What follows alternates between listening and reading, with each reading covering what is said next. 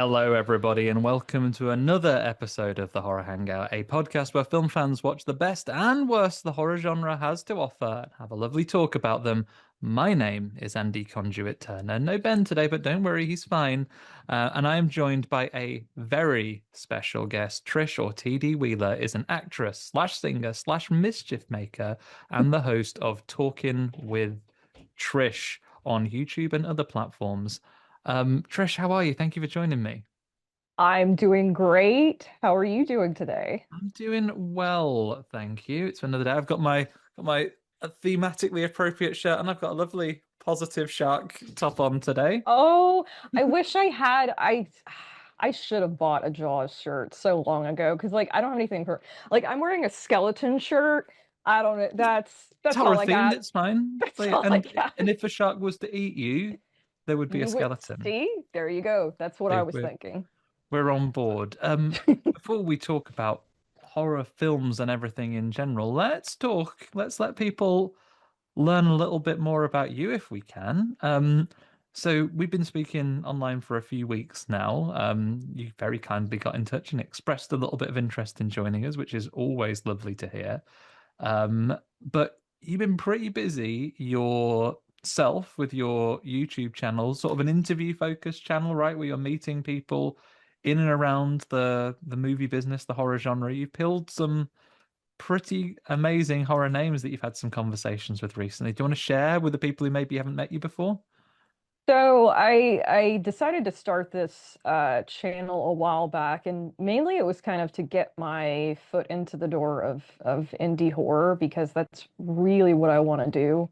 And I got the idea of because I basically knew some people not super well, but I kind of had friends of friends who were in the business, and I was like, oh, I wonder if I could get in touch with these people and just interview them, like a really quick interview. Just they can talk about whatever they've been working on, and they can remember me in case they ever need like an actress or something. And that was the original start of it. And it just, I don't know how, I really don't understand how it happened, but somehow I was able to get in touch with David Howard Thornton from Terrifier, who said that he would be happy to do an interview. And I was overjoyed because I'm a huge fan of his. And that's kind of the biggest name I've had so far, but I know that I have also gotten some people on the roster for the next couple of weeks for the next for September that I'm very excited about as well. But yeah, it was a privilege to be able to talk to David, especially I kind of had advertised my show, especially trying to get guests of it being like, it'll be like a very quick interview because a lot of people, these people don't have Hmm. a lot of time because they're busy, especially like directors and stuff. So I was like, yeah, they'll probably be 20, 30 minutes at the most. Um, but me and David couldn't stop talking, which I thought was great. I had a feeling that that was going to happen because I feel like we have a lot of similar interests. So there was a lot of talking. It ended up going over an hour. So even after I cut, we talked for a while after that. I was very, very lucky. So I'm hoping to see if I can get some more big names. It's very difficult. A lot of people in the horror business, especially, are so busy right now, and a lot of people don't do podcast interviews currently. So it's just kind of out to people. But even if I don't get another big name, I'm just very thankful for the people that I have gotten. It's been very interesting to get to know these people, but also, like I said, trying to get my foot in the door for the future. I do have a project coming up that I'm very excited about in September, which is a short horror film, and this will be my first uh, main character acting role that I've had so far. Incredible. What So can you tell us about that so far? Is it all top secret right now? we're still kind of like working on the story a little bit. I've been working on the script with the director, but I will say that I am going to be a killer clown of sorts, which I am overjoyed about. I heard killer clown and I came running. Like as soon as I heard that, I was like, I got to audition for this. And he's like, I think the director almost immediately got in touch with me and he's like, yeah, I think you'd be perfect for this role. And I was like, damn right I am.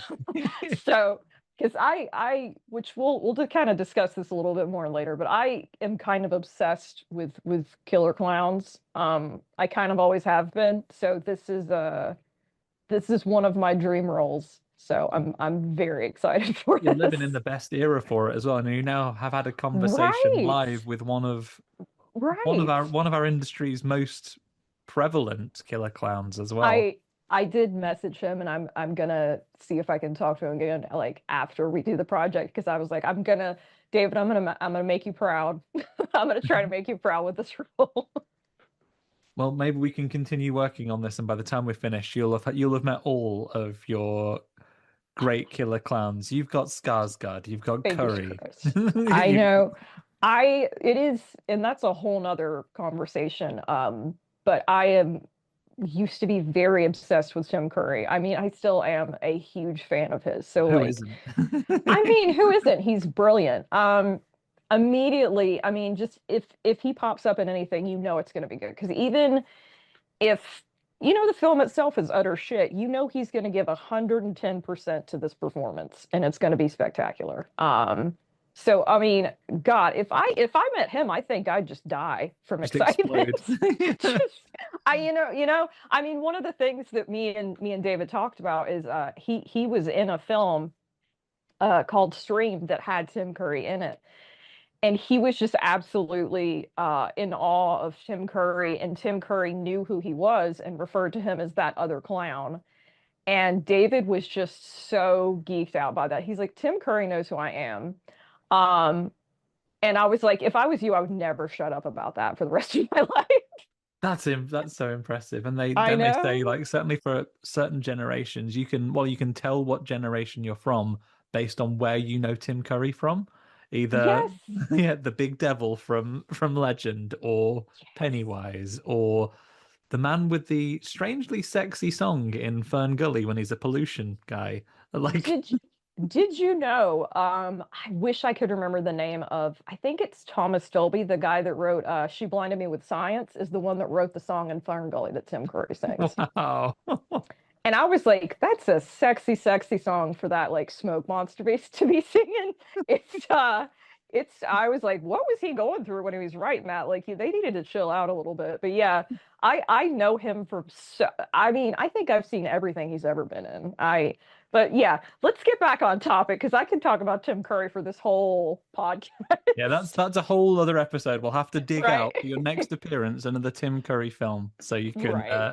so we can spend the whole time on him. But I did want to zero in. I know Ben gave you a little bit of warning on this so you could be ready. But Okay. um when we have a new guest for the first time, we always like to dive in and learn a little bit more about them and their favorites by asking about their horror Mount Rushmores. I've got a lovely piece of mountain for you. I've got the artisans ready, hammers and chisels, sophisticated laser cutters ready to go. What are we going to engrave onto your very own sort of Mount Rush horror? You're Ooh. allowed characters, directors. We've had people Oh, bring weapons to the table. We've had people bring monsters. You can, oh God, there's so if it many can be, options. if it can be carved in rock, we can do it for you. That's fine. Okay, so I think I'm gonna go with horror movie villains, Hmm. but trying to narrow them down. That's the trouble I'm having. So I know first off would be Freddy Krueger because my interview with the Horror and Her podcast, we talked about this. My first avenue into horror, the reason that I became obsessed with horror is my best friend introduced me to A Nightmare on Elm Street. And we were both obsessed with the whole series, and that was like because before that I was scared of, horror. I was had no interest in it, and I don't know, something about Elm Street like really got me into it. Um, so he will always have a special place in my heart for one of my favorite horror villains. Um, I know for sure we just talked about I love my killer clown. So Pennywise has got to be up there. I have always been a big fan of of course, the Tim Curry version of it, but also, both of the films with Bill Skarsgård, as well as the Welcome to Derry series is one of my favorite series that's come out. fairly recently, and so it's something about that the stories that take place in Derry. I really really love the concept of Pennywise not really just being like a regular clown, but this creature, this eater of worlds that just decides to look like a clown and terrify children. Um, so, and if we put Pennywise, we have to put Art. We have to put Art the clown Yeah. up. So you I put them in can. the center together, right? Sort of arms round each other. Art needs to be separated from Pennywise. I don't think they'd like each other. That was a whole debate on the internet at some point. Is who could, who would survive if they fought each other? And despite the fact that Pennywise is this sort of like almost like this godlike figure, I think Art would make him cry.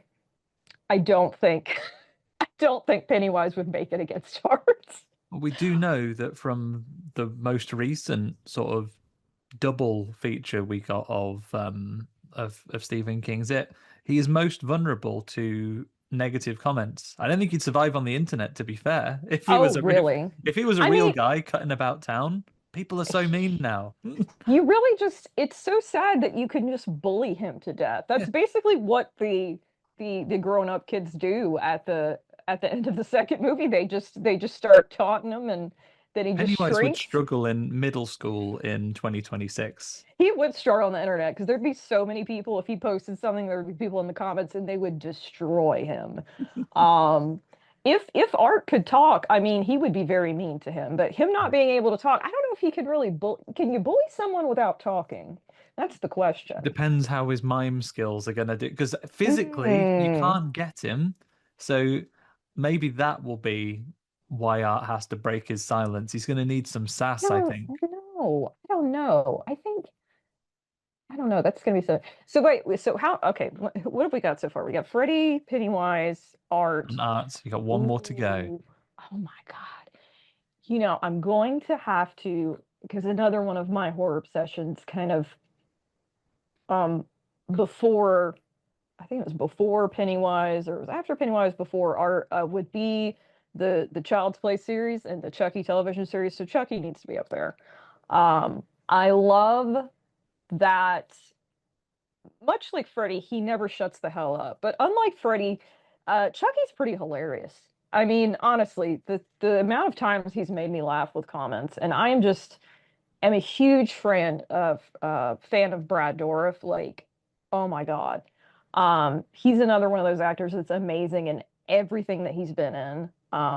So like, I adore him. I adore those films because they're just that and the show are not meant to be taken seriously at all. They just do whatever, and it's so entertaining. So I think that's definitely That's my a Mount Rushmore. that's a powerful looking set there. I'll get the guys to work on that straight away. We're going to have a whole valley by the time we've done enough episodes. Right. Well, they're definitely I don't think any of them would get along with each other. They'd all be trying to kill each other. Yeah, you're going to have a classic versus movie setup, aren't you? Where versus movies can go one of a few ways. Either your villains take, usually with villains, they team up at the start, but then they're going to fall out, and then they'll be at Right. each other at the end. So the goodies, aka the group of teenagers, can ultimately win. It Um, I do remember that in one of the earlier because there were several drafts of the Freddy versus Jason movie. They went through so many different ideas in the script, and at some point they did have Chucky involved, which I think would have been fucking hysterical, honestly, because he's like this tall, and but him and Freddy would have been hysterical because Freddy just would not be able to stand Chucky. Um, I think he definitely probably could have helped though. yeah, they could have helped each other out a little bit. I think there Right. are some that would like maybe get on well together. Maybe you need like a I think two of the silent ones together might get on okay. I think Jason and Michael Myers would probably just coexist quite I comfortably. think so. Yeah, I think Art is as flamboyant as he is. He doesn't like people who are really loud, and all of the rest of the people on the mountain are pretty. They talk quite a bit. Yeah, they do have a They have a lot to lot to say. say. Yeah. Yeah. Oh, I still think though, carved in stone, they're going to look marvelous up there together, Oh and yeah. also such influences on the young horror mind growing up. So, what can we take of this? I've never done any analysis of a guest from it, but I can obviously tell some slashers in your DNA, not scared of a lot of blood on screen. So you don't care about if the horrors can be a little bit more subtle. So you're in a safe place to be talking about a shark movie where when there is blood in this particular instance that we're talking about today, there's a lot when it happens. Yeah, that you were correct on that. Yeah. But yeah, there are sparse areas in between where we learn the meaning of moving on in relationships or what Christmas is about in the tropics. But we'll find out about that as we get to the film of the week. The last question before we go into a bit of news, though, Trish, is you mentioned wanting to get into the horror industry and like you're about to feature in your first spoken role in a horror film as that progresses. As an actor, what drew you to this genre? Is it your fandom as a viewer, or did you always want to, when you started to think about acting, think that that was the genre you wanted to be in? Right. I mean, I've always wanted to act ever since I was a child. I think it was definitely when I started being a fan of this genre and really started getting into it. I think it was getting to know a lot of the people in the industry.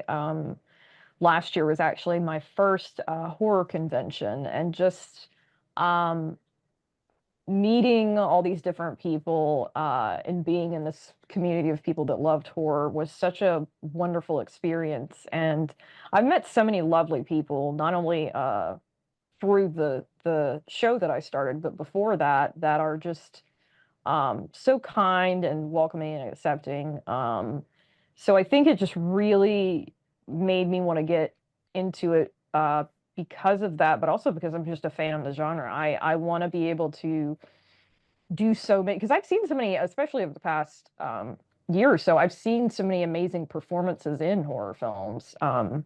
So I want to do, drama and stuff. And I mean, a lot of horror does involve drama as well. But like, there are certain things I really want to do. Like, I would love to be the bad guy in a horror film. I would love to be the protagonist in a horror film. I would love if somebody would murder me in a horror film. That's also a goal of mine. So, yeah, it's definitely because I'm a fan and I've seen, you know, met all of these great people that are in the industry, and that really made me want to be a part of it. Good choices. I think there's far worse genres you can be in. Ones where on screen you're not you have quite a bad time, but from everyone I've spoken to on this show and just around conventions similar to yourselves, you'll meet the loveliest people to work with. Right. It's actually insane because I grew up in an environment where, it was very, I don't want to say very strict religious, but they just kind of horror in general was like a big no-no because it's like, oh, there's something wrong with all these people that love horror. And it's like, man, if I would have, if I could show these people, like when I went to the convention, I met some of the nicest people I think I've ever met in my life.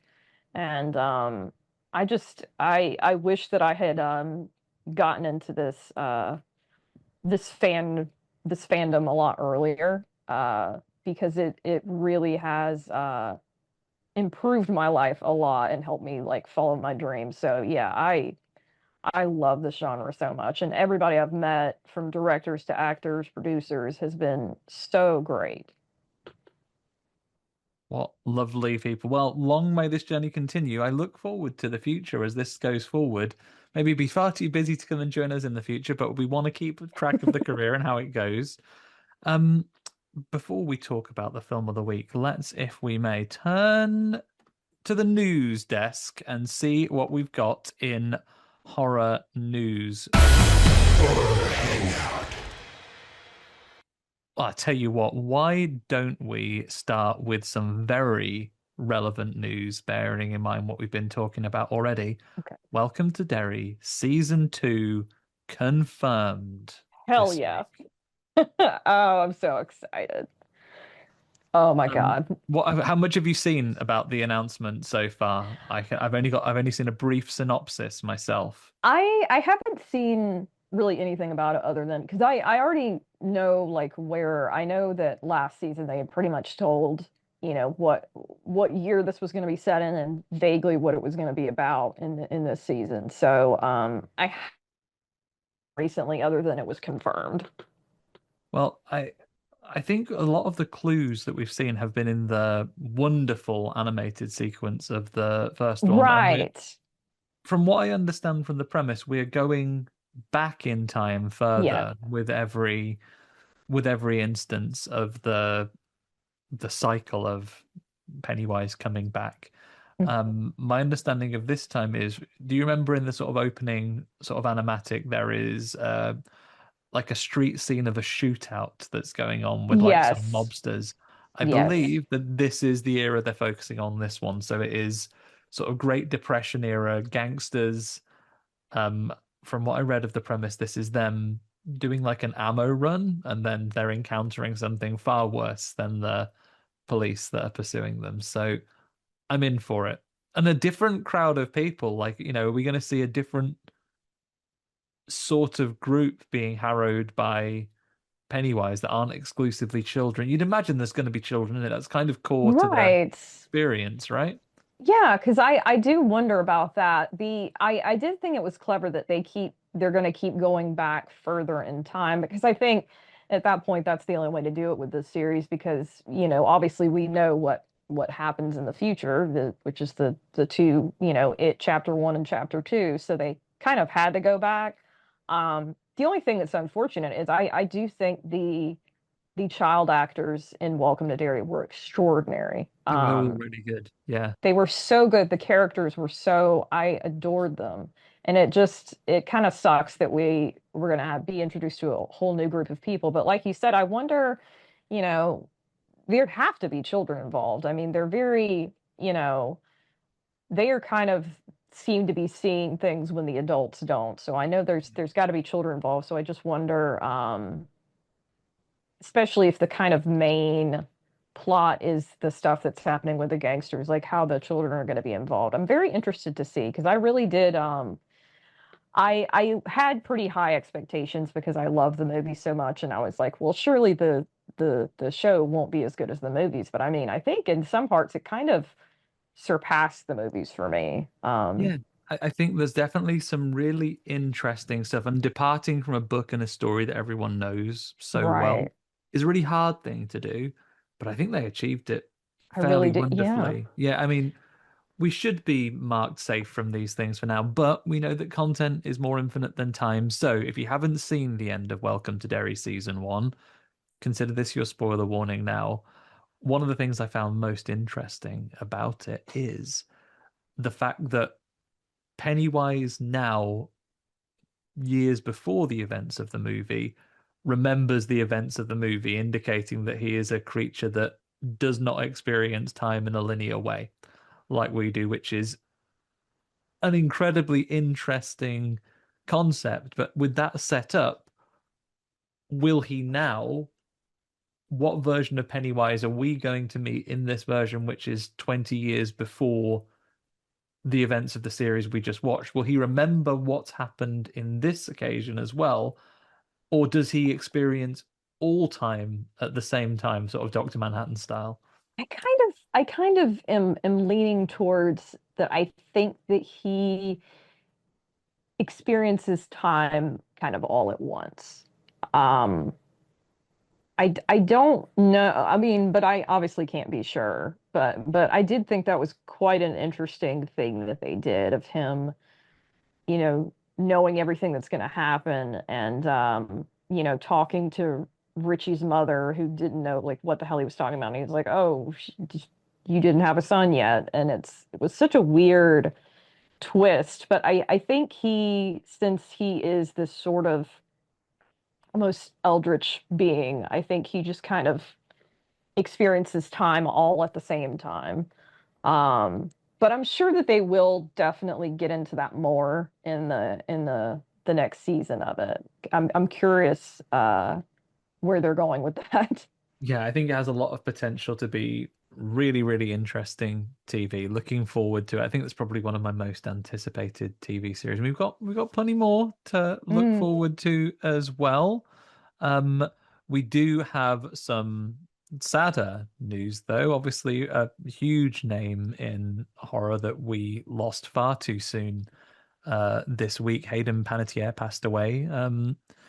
This week as well, only 36 years old, which is incredibly sad for people who aren't necessarily familiar with the name. Obviously, very, very famous for television appearances in Heroes, but I think particularly for horror fans, you will know her as Kirby Reed from two of the Scream movies, most recently Scream number 6.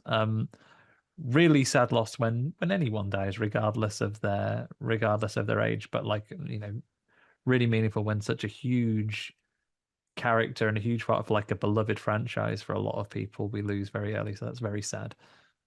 Yeah, she was actually my age, so it kind of it hit because I was like, my goodness. Because I mean, it definitely happens, but she was just so young, and I will never unsee her as the cheerleader from Heroes because I was a huge fan when that came out. That I think was the first thing I saw her in. I know she had been acting, since she was very young, but that was the thing I remember her most from. I'm actually like not, this is a whole nother thing, but I'm not like super into any of the Scream sequels. I stopped after the first three. So I wasn't like super familiar with any of those films. But I mean, it's just crazy. And I'm sure, we'll probably find out, more about the circumstances, but no matter what the circumstances were, she still was very young. Yeah. Um, I think it always does strike you when anyone in, and it's a very weird thing as, someone who, if you don't know the person personally, it's a very strange situation. But if you particularly love their work or you're close to some of the things they've done, I think it is a strange sense of loss as like a member of the public, particularly when someone that is your age or, in my case, like younger than you, all is gone very suddenly. It does give you some pause, but her work will be, of course, remembered, and I know there's been a huge outpouring of love for her work and her personally, for that I hope her friends and family can take some comfort in. But we, in the meantime, will move on to, unless Trish, have you seen any news? I've been buried in Fright Fest preparation, so I've not been up to speed on trailers and such as I might be. Is there anything that you've seen this week that you wanted to share news-wise that oh, has really good caught your eye? Lord. I like really the only news that I've been paying attention to is kind of world news, which has made me want to kill myself. Yeah, real I world haven't horrors. seen any kind of like horror news except the horror of existence right now. So Oh, we're all uh living that one. right.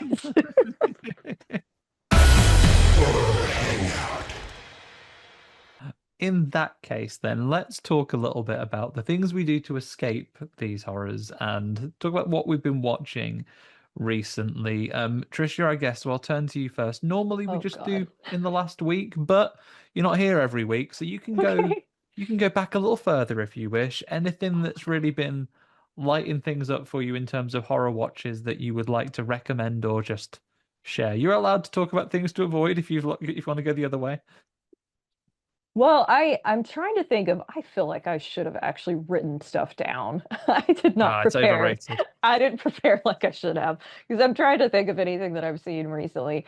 Honestly, I know it's already been said by pretty much everybody, but Backrooms and Obsession, I was floored by both of those. I loved both of those so much. I was very late to the party on both of those, so I kind of saw both of them way after everybody else did. But I love all these kind of creators that started with like YouTube shorts that are Hmm. now making these big Hollywood films. I love that. And I know, I've heard of a lot more people who have created YouTube horror series have been reached out, and they are also going to be making full-length horror features. I love that because there are so many talented people on the internet that are making this stuff just in their free time, not getting paid. And some of them absolutely need to be,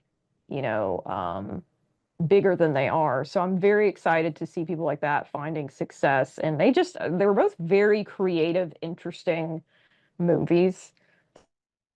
For both of them, they were both um, just very interesting movies that are so different. And I think especially because of the success of both of them, we can see that like people also just want different stuff. They Hmm. want inventive, creative things, new things. Because as much as I do love horror sequels, sometimes I think people do get worn out by sequels and they want to see, more original stuff. Yeah, So that's I right. And I just, think new and fresh ideas coming out of people who, let's be very honest, I think if they took their ideas to financiers and studios, say, let me make this film, they would struggle, but oh, for sure. yeah, for a couple of reasons. One, they're finding an audience and they're building it. I mean, I will never underestimate the ability of corporations to take the wrong message from something, and now it's going to be, oh, hey, if you want to have a meeting with me, you must have this many followers on YouTube, on your YouTube channel, Yeah. or like this Unfortunately. many hours watched. Like they will find a way to make a disgusting metric out of this, and Yeah, that's kind yeah, of what I was afraid of when they both were both those movies were breaking records. I was like, oh, they are going to be looking at the wrong thing. But luckily, I do think that they have started to notice like more people who are making content online that are truly talented. But I also think that there are going to be people who are just like, oh, let's find just creators who have like a lot of followers or whatever and go to them, and that's not, you know, what they should be looking at. yeah, I But think what we can hope for is that we'll continue to see the good ideas break through because regardless of who's being given the cash up front to begin with, the new things that people are going to engage with will continue to appear on these independent platforms or on if it's not YouTube, then somewhere else. And we'll continue to see new and exciting things break through, I think, to other spaces for sure. we can only hope so, because I mean, I really, really love that. But besides that, I've actually been, and I'm way late to the game on this, like just I actually just started watching Tales from the Crypt. Oh, And I remember it being on when I was a child and being terrified of it. I didn't want it anywhere near me. And I don't know, something convinced me to just start it. It started becoming available to stream over here because before that you couldn't find it. There were people who had ripped it and kind of put it on YouTube, and that was the way to watch it for a while. But when it became available to stream, I started it and I like couldn't stop. So there's 7 seasons. I am now on like episode 2 or 3 of season 5. So, so you're and getting up there.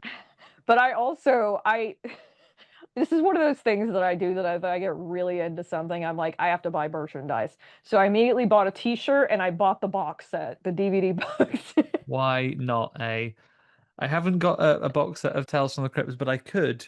Were if me standing up and walking over to my shelves behind me wouldn't make my camera go crazy as it tried to follow me around the room, I would step over there and I would get my box set of Friday the 13th, the TV series. Oh, Have you ever watched any of my beloved show, Trish? I didn't even know there was a TV series. Well, take a seat. You've already got one for people who's not on camera. Let me tell you about Friday the 13th, the series. You thinking Jason Voorhees? Think again, he's not in it. Not once. Not. You think of Camp Crystal Lake, the series that's about to drop this very month, on is it HBO? On one of the channels. But Yeah. nothing to do with him. Nothing to do with Friday the 13th, Crystal Lake, Jason, or at all. It is about three friends, three not obvious friends. Um, Mickey and Ryan, and then they get an aged an older gentleman as like a wise assistant called Jack. They inherit their uncle's antique shop, and that antique shop is absolutely chock-a-block with cursed artifacts, cursed by the devil.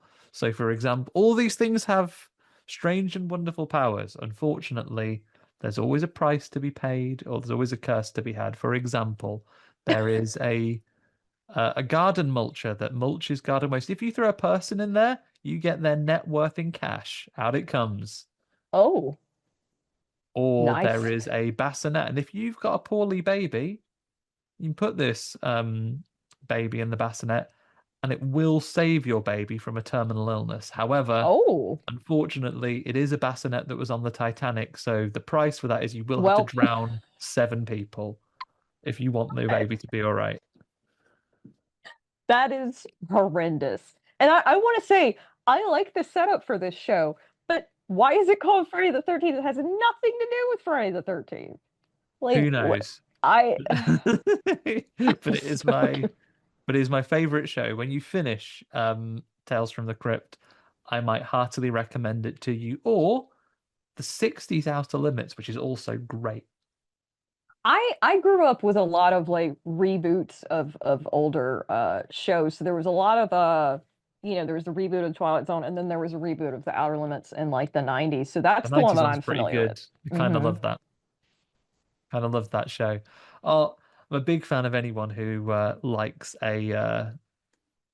an old anthology. This will be, I'm sure, absolutely vanilla trivia to you, Trish, given some of your other interests. But do you know anything special about the Crypt Keeper puppet? Um, is this a trick question? No, it's a little bit of trivia for you. Maybe you already know, but I will share it with you. I I don't know. The Crypt Keeper is the puppet they used to be the Crypt Keeper. It's a Chucky prop after it was all burned and fucked up during Oh, the course of the film. They I redid it actually as the Crypt Keeper. I actually did know that, but when you asked me that question, I panicked. I completely I completely forgot that. Deer in headlights, but yeah, what a nice bit of trivia, and he's got some Chucky elements about him still. I He's kind quite of jovial. Yeah, I kind of see, and I actually really love oh my God. This is fingers crossed that this happens because like I am having like the hardest time, but I would love to have um people from Tales from the Crypt on my show. I've been trying so hard to get in touch with people, but like I love this series. It has some of the best guest stars just ever. Everybody and their brother has been on this show. It's so ridiculously funny. It's got so many good effects. I love the Crypt Keeper puppet. It's just so cool looking. I loved how it's made and like how he moves around is so like realistic. It's crazy. But I hope that I can really get people from there. I have specific people in mind. I don't want to say who, but I really hope that I can interview these people one day because like I am such a huge fan of this show. Uh, I don't know why I didn't get into it earlier, but here we are. Sometimes these are the best. So, revisiting these things later on, I think, can be a real treat at times because you've got all that hindsight to look at, and like so many times you'll see someone who went on to be Right. super, super famous. Like Ryan Gosling's in an early episode of like Goosebumps, right? Is the Yeah. camera one? Say cheese and die? Yes. It's Say Cheese and Die. And it's a very stupid looking camera, which was my one complaint about that episode. They didn't make it like from the book, they didn't make it look like a regular, like old camera. They made it look like, I don't know, something like an alien would have. It didn't even look like a camera. It just looked like a It's like a weird. big purple It's box. huge. Yeah, it's huge and it does not look like a camera. And immediately a character picks up and he's like, "Oh, what is this? Is this a camera?" Like you wouldn't know that was a camera from looking at it. It's weird. But Giant 3D printer. Yeah, I think Trish, if you ever get sick of interviews, I will absolutely tune in. If you want to do a anthology series retrospective where you're going through Crypt Keeper episodes one at a time in Oh, excruciating heck yeah. detail, I you and got I one mean, subscriber right here. yeah, I love anthology series. I've always been a big fan of those. So like I said, Twilight Zone, Outer Limits, but even, when I was younger, obviously Goosebumps, the Nickelodeon show Are You Afraid of the Dark had a big impact on me. Absolutely. What a time. So yeah, I love anthology series. So this is just like my new favorite one. I mean, it's not new. It's old as hell. But it's new to me because I just now started watching it. Good choices. Excellent recommendations. All I might have to go back and revisit some of the old Crypt Keeper myself. Only a couple of things from me today because we continue to be absolutely locked in on all of our Fright Fest preparations. You are sadly, Trish, on the incorrect continent for this particular occasion, but Oh no. we will be gathering at time of recording. Oh, it's just over a week, 8 days time. We'll be heading to London for the last weekend in August when we will be getting ready for Fright Fest coming to London. Once again, Ben and I and Emma will be there recording all of our hottest takes, giving all our reviews. People are very kind enough to provide us with some screeners for some of the movies. So I have been working my way through a large number of them, and I can't talk about them just yet. Sometimes, not wanting to spoil them before their screening and to make sure we have lovely content for that episode. Sometimes, for reasons of legal embargoes. We'll talk about them later. But I did have a couple of side steps. One of them was Begonia, which is a 2025 movie starring Emma Stone, directed by Yorgos Lanthimos. It is about two young men convinced the CEO of a pharmaceutical company is actually an alien from Andromeda, which is part of the collapse of society and the ecosystems of Earth, and they want to expose her as an alien. Trish, have you seen Begonia? Okay. I'm gonna say something controversial. I'm not the biggest fan of the director's work. I just have not. I can't. I feel okay. I don't know if it's just because I'm like stupid or something, but I can confirm that you're not stupid. I That's fine. cannot get into the films that he makes. Like I can't. It doesn't like resonate with me. Like I don't get it. I know a lot of people really like his films, but me, which is not something I normally say because I love weird shit, but I just don't. I don't get it. I It don't know was what else to say. too strange for you. I'm gonna have to look at some of the director's other films. I'm gonna draw an absolute blank, like a an amateur on some of his other films. I'm not sure how. Oh, okay. I've Yeah. misspoken. So I have seen. I should have placed these together. They have such a similar DNA to them.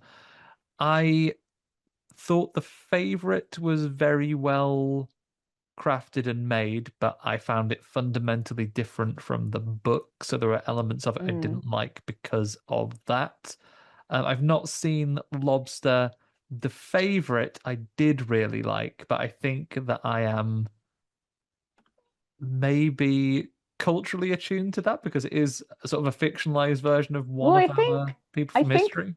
I think the favorite might be the most normal thing That you've that done. director's made. Like as far as the story, it's like the most normal one because I mean, I've seen some of his stuff and it's just really out there and I just can't.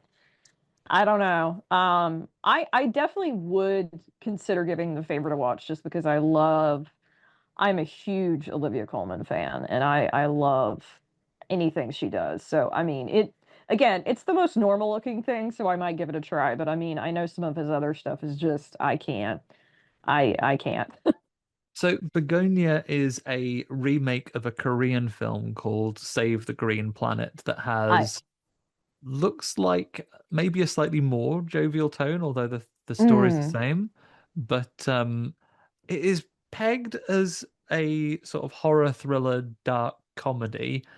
I would say take the comedy with a very large pinch of Mm, of Salt. There is sometimes some over the top physicality in the film, but by and large, I think when it's the subjects that they cover, the relationships and the pressure that comes through that, the things which you see on screen and implied, and the proximity to whether, I won't spoil this one, whether or not Emma Stone's CEO is an alien or not, the the fears they have of environmental and societal collapse, whoever it's being caused by, are increasingly close to home.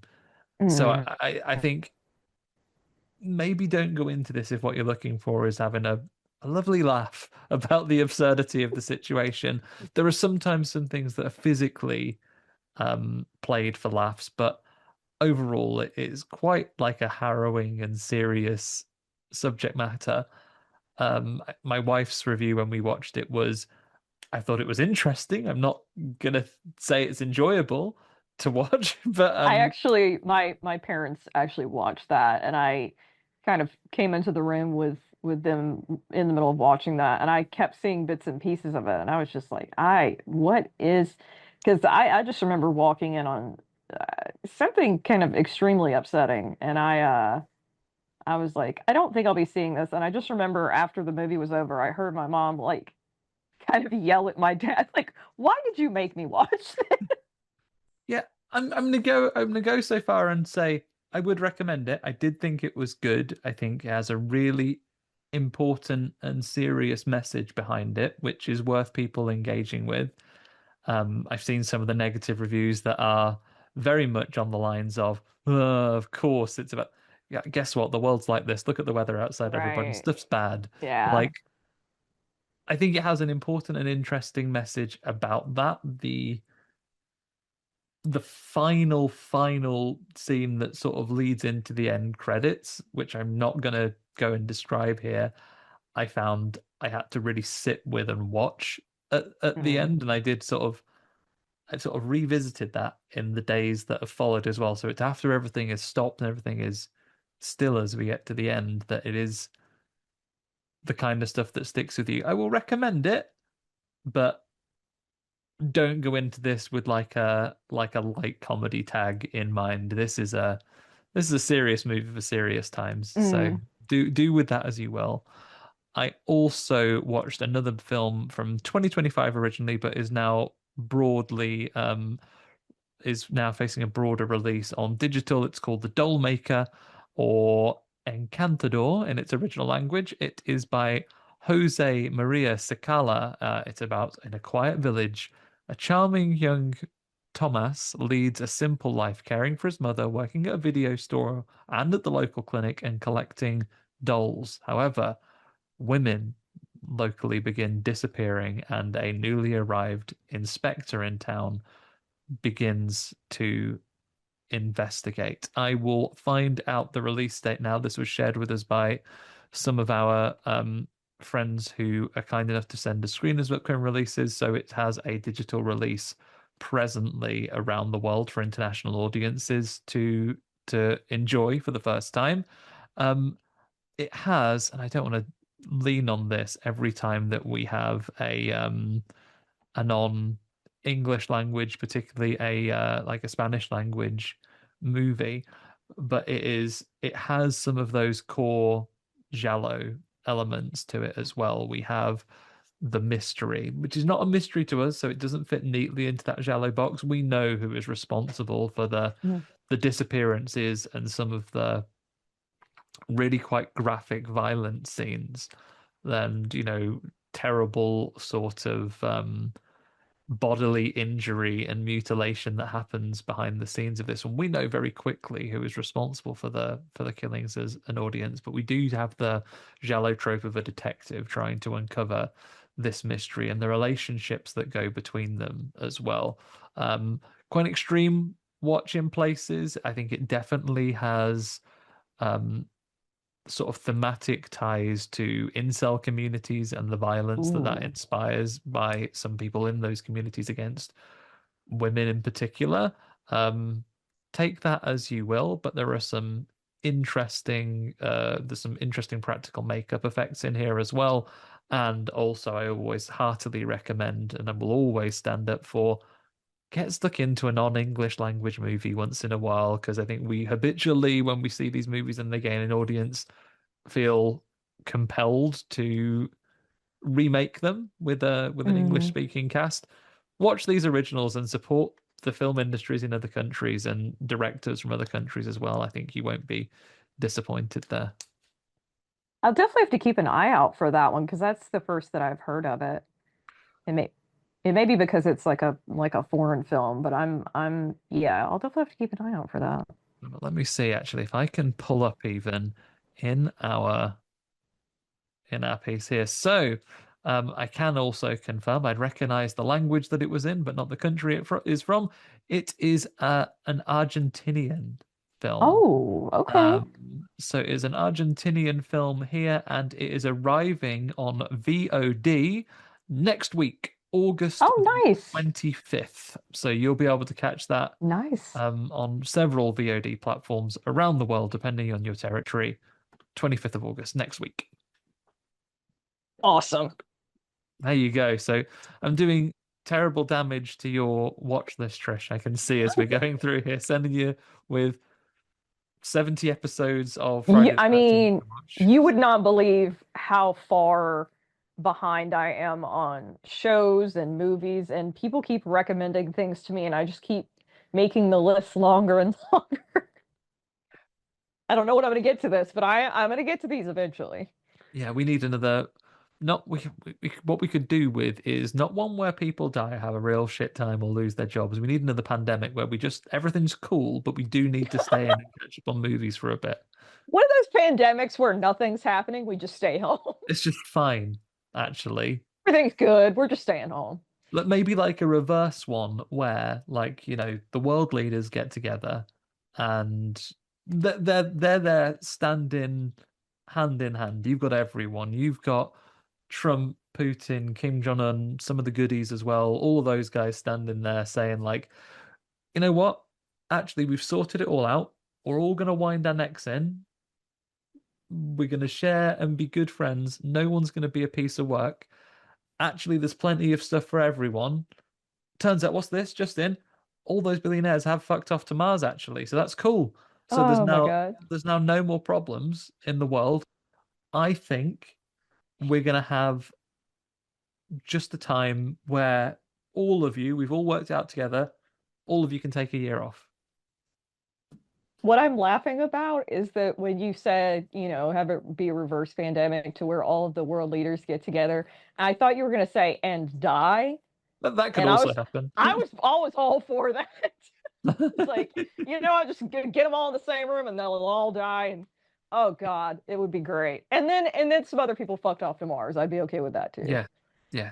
Whatever they choose to do, but either way, a positive one where there isn't a terrible contagion rocking about. But to fix the environmental problems, they just say, look, we've worked out that we can solve this global warming thing if we just ground everything for a year. So no driving about, just There you go to the go. shops near you for a little bit. Don't do any flying. Chill out for a year. Catch up on your movies. You'll be all right. What a It would time. Do also your it would reading. also it would also help if all the billionaires just, died. Oh, they I'm sorry. can. I'm sorry I keep saying that, but it's true. I mean, we would be in such a better condition. But yeah. Moving on. Yeah. I mean, I bet they taste wonderful. All that rich living they've been doing. Just saying. Um, right. Apart from that, all we did watch is, of course, the film of the week, which, if you didn't catch it in the title when you clicked it, if this has just come up normally, naturally in your playlist, thank you for being so committed to the show. But today we're watching Jaws: The Revenge. IMDb 3.1 out of 10. Rotten Tomatoes 2% critics, 15% audiences. Letterboxed 1.6 out of 5. Let me pull up the synopsis for Jaws the Revenge to read through here. So, Jaws, The Revenge. It is a 19 Jaws the Revenge is a 1987 horror question mark movie directed by Joseph Sargent, written principally by Peter Benchley, the author of the original Jaws novel, and Michael de Guzman, starring Lorraine Gary, Lance Guest, and Mario von Peebles. Um, let's have a look here. Sean Brody has assumed his father's role at the Amity Island Police Department and is engaged to a young woman named Tiffany. His mother Ellen still lives in Amity as well. Mike is now married to Carla, who we saw as different actors in number 3, and is researching conch snails with his partner Jake in the Bahamas. One night, when repairing a buoy in Amity Harbour from a police boat, Sean is ambushed from below and killed by Brody's old enemy, a great white shark. After the funeral, Ellen wants Mike to stay out of the water, but he refuses and takes Ellen back to the Caribbean with him, along with his wife and daughter. Let's give me, before we dive into our thoughts, Trish, let me give you some choice reviews here. From Letterboxd, Adam Bolt says 2 stars. Michael Caine in a Michael plane using his Michael brain to stay Michael sane until the shark is Michael slain. Very good. Great work, Well, Adam. I like that. Meanwhile, Dirk H gives it 1.5 stars. It's never a good sign when you're rooting for the Sharks, so the film will be over sooner. Tony That's the how I Terror, felt. Tony the Terror gave it 4 stars. Absolutely not the worst movie ever, not even the worst movie in this franchise. I mean, everybody has their own opinion. It's just that Yeah, one you're that welcome one's to it. wrong. And Slasher Dude 87 scored it 1 star and said, so a shark that isn't even Bruce holds a personal grudge against the Brody family and travels from New England to the Bahamas to get revenge. Makes so much sense. It does, doesn't it? Hmm, those sharks, they really hold grudges. It's not even just it's not even the original shark. It's like a friend of the shark, or it's like the shark's cousin or like distant relative is so mad.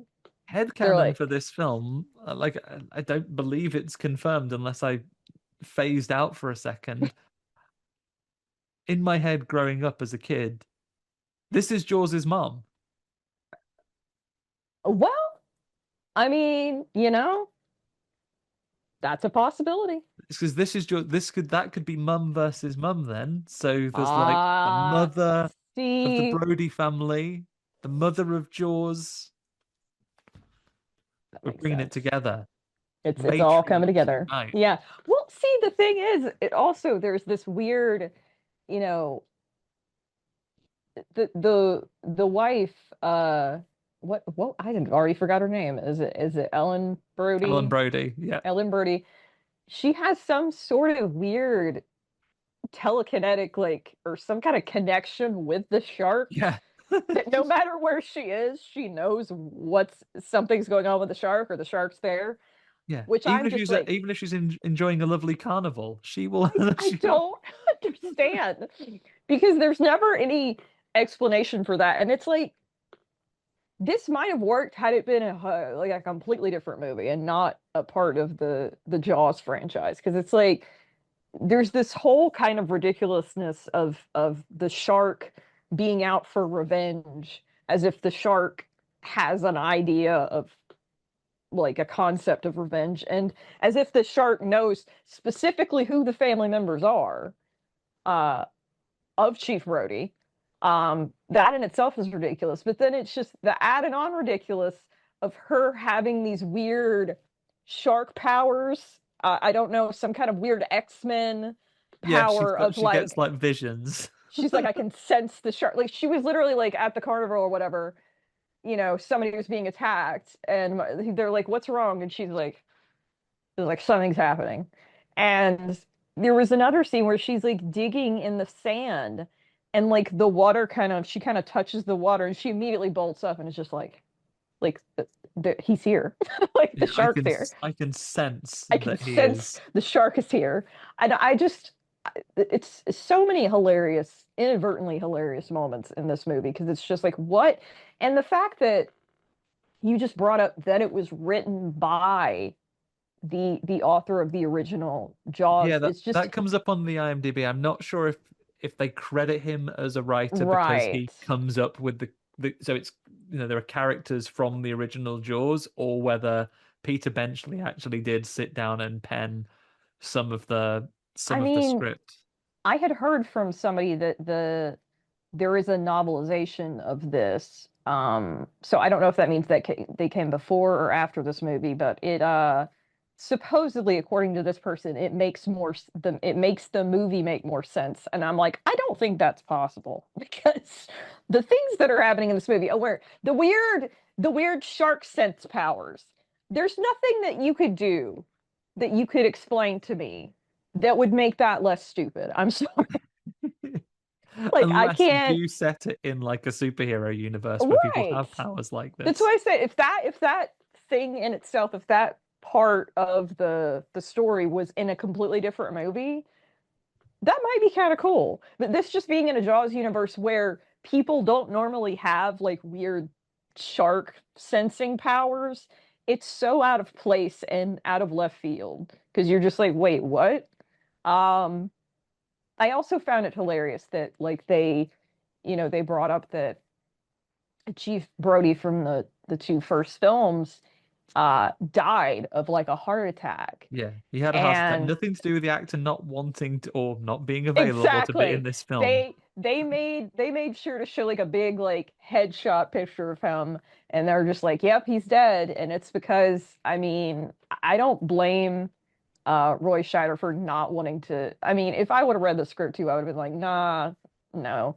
So I don't blame him, but then the absolute gall of them to say in the movie where, Ellen was like, it was the fear that killed him. I was like, the fear of the shark killed. He's killed two sharks. Why would he be afraid of sharks? Yeah, he has killed the two biggest ones. And also, if anything killed that man from a condition with his heart, I saw him in the first two movies. He's always got a beer on. He's always That's pounding the old true. coffin nails in. He's punching a dart every second he's got. That's true. Honestly, just the freaking stress from the first two movies might have done it to him. I think it was the fear of the sharks. It was the stress of just all these people constantly getting eaten by sharks. There's a lot to deal with. I mean, I did see a little bit of trivia that might have pushed him over the edge, bearing in mind some of the causes of Chief Brody's stress.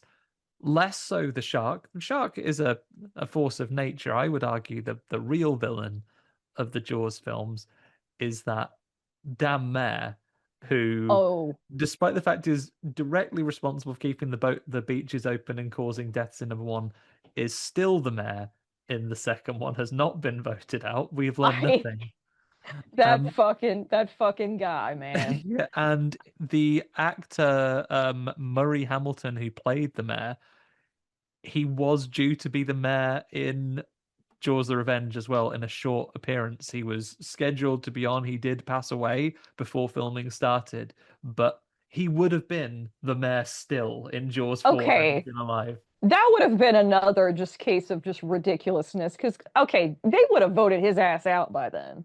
Like the man keeps letting people get eaten by sharks. Why would he still be in office? I mean, well, listen, if that was made now, I could see that being a thing. But back then it's like what vote for what are we doing? This man is an idiot. This man caused people to get killed by sharks. Yeah, but yeah, maybe he fills the potholes in the town. Um, you talk about we did mention the writer as well. I don't know if you've ever read I don't know about a novelization of Jaws: The Revenge, but the Peter Benchley Jaws novel I have read. There is some interesting bits in it in that Ellen has an affair with Hooper. Oh, that's They new. they were a couple before she was married. Wow. They were a couple before she was married, Interesting. and it came back to mind because the oldest son that we spend a lot of time with here doesn't have lovely curly hair like Hoover. You're right. Oh my God. Maybe I that's don't, another angle. I wonder if they did that on purpose or if that was just a happy accident. But that you were, yeah, because I was actually thinking that too when I was watching it. I was like, man, he kind of, He oh, that's turned so out like your dad's. strange. He turned a lot out like your dad's friend, and different to how you were when you were a marine biologist in a Right. previous film. That time you worked at a water park. Exactly.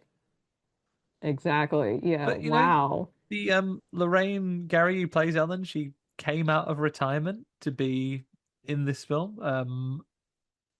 Yeah, I I don't know if mean, she's done much else since then, but Lord help her. I would not have come out of retirement for that. God bless her. I hope they paid her well.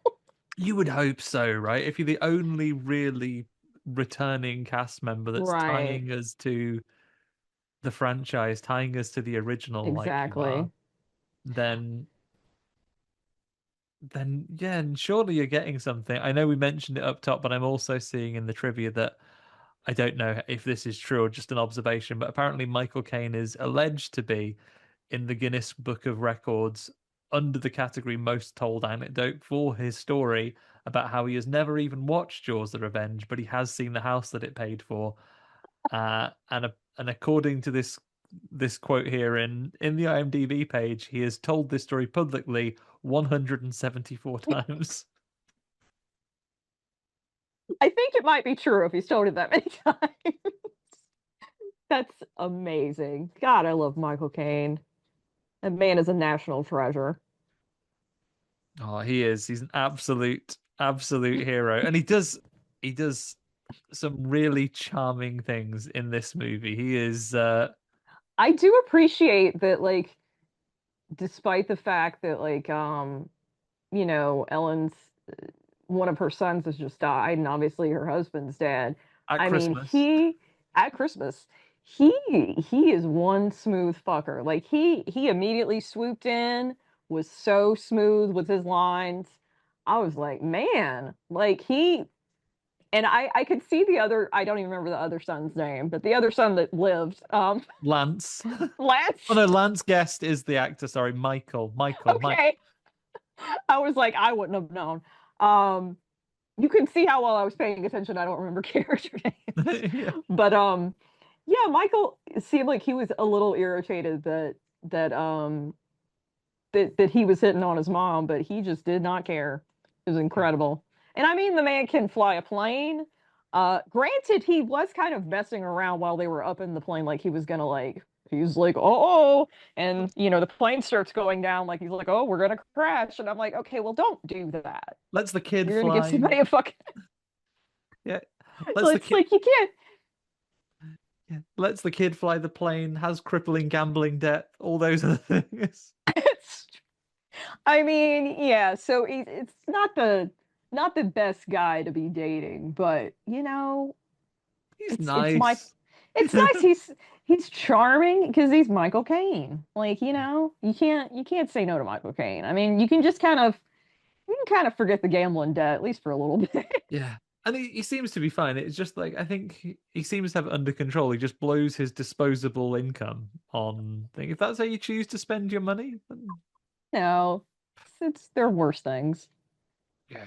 And what I love about this, I feel like Michael Caine is one of those actors who directors, all sorts. You'll have all kinds of people who you would never ask to change their accent for a Oh, change a movie.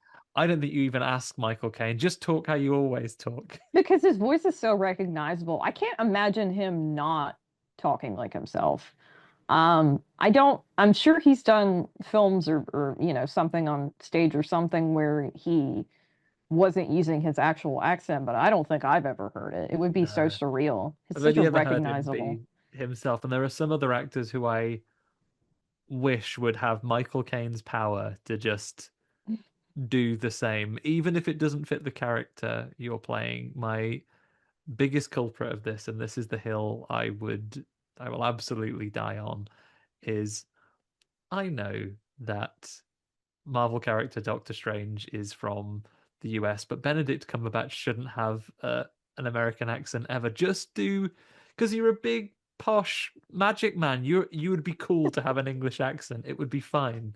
It's so weird to see actors that I know 100% like ahead of time are English or from the UK doing an American accent because it's so easy for me to spot because I'm very good with like even if I don't know there I can always tell just how they pronounce certain words that they're putting on an American accent and it's strangely distracting.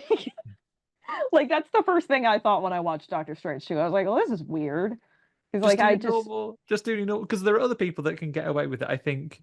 And you're the expert on American accents. Certainly in this room, I think Tom Holland gets away with it fine for Spider-Man. I Tom Holland was actually so good that I didn't know for a long time that he was English. So he's actually you really it's difficult to even tell. Like he pronounces words and like his his cadence, like everything's spot on. It's kind of insane. But like some people, God bless them, when they try to do American accents, they sort of do like a generalized American accent, and it's like they'll be like a mixture of a bunch of different regions. And it's so strange. But I mean, I could say the same about American actors trying to do English accents because some of that is just uh, horrendous. So, I mean, but yeah, I think Doctor Strange would have been really cool with just having his regular should have accent. just been regular. And she said, "Oh yeah, I went like I'm a big fancy boy. I went to boarding school in England."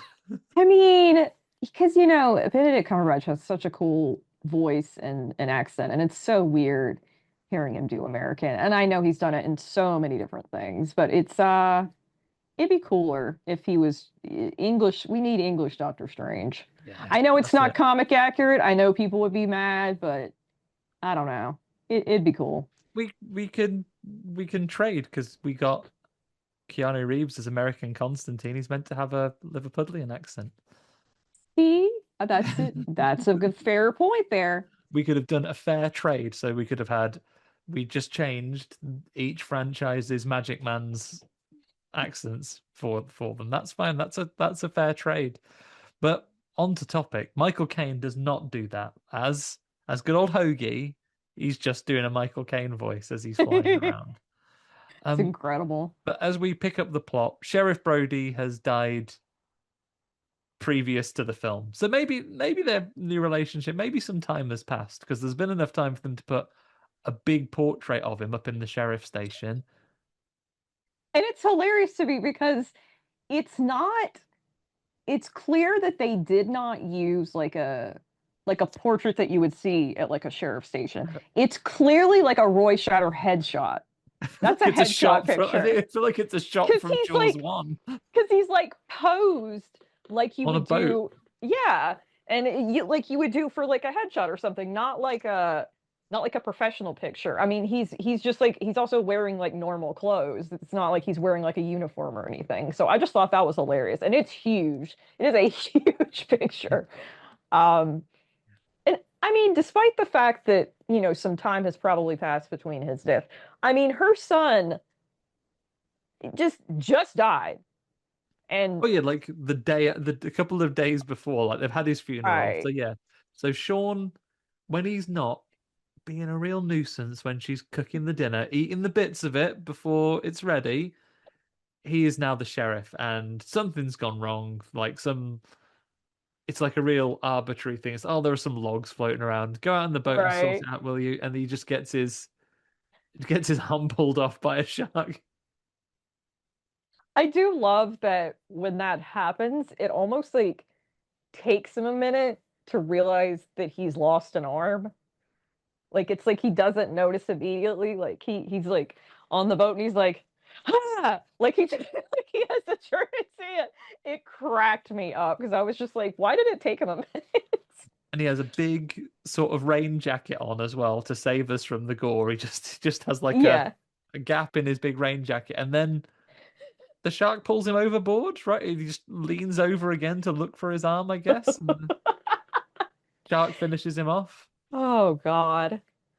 Yeah, and for a film that we are discussing on what is by title and by nature and by, almost 500 episodes, a horror podcast, this is the last named character we will see die on screen today.